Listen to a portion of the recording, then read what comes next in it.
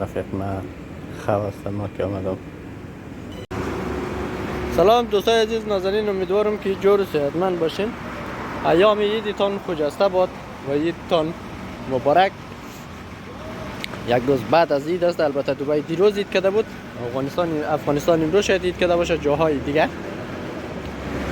و این ایام عید میرم پیش یک رفیق خود، یعنی تاکسی آمده، تاکسی رو دوست دادم و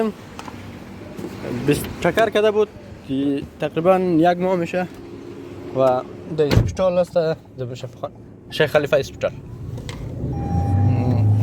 این ایامی تقریبا یک ماه میشه که ما پرسیدو نزومرم، روز یک دفعه یا دو دفعه، یعنی تقریبا 28 روز میشه که تصادف کرده در شفاخانه.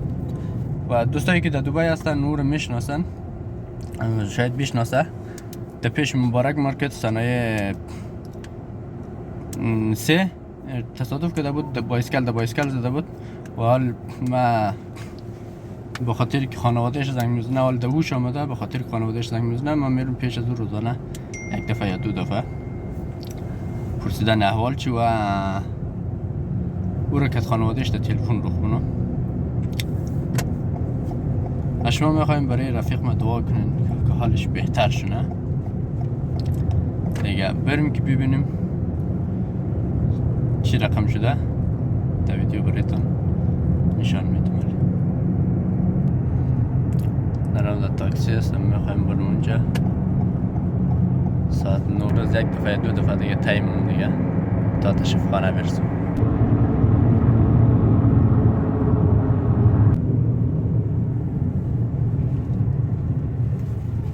تhank you.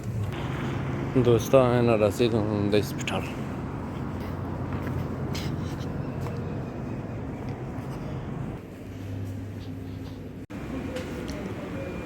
رفیق من خواستم ما که آمدم،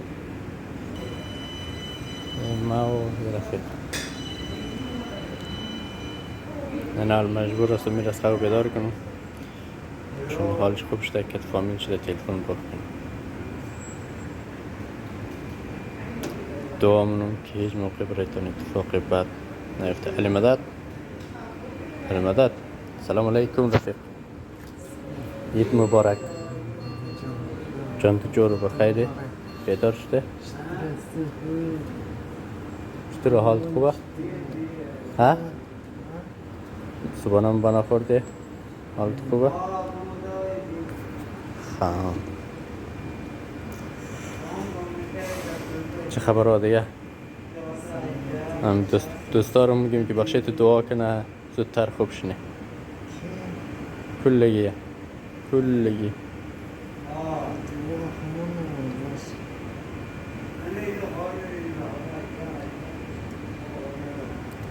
دوستا برای رفیق ما دعا کنین که انشالله حالش زودتر خوب شوه، را بره سرپای شوه.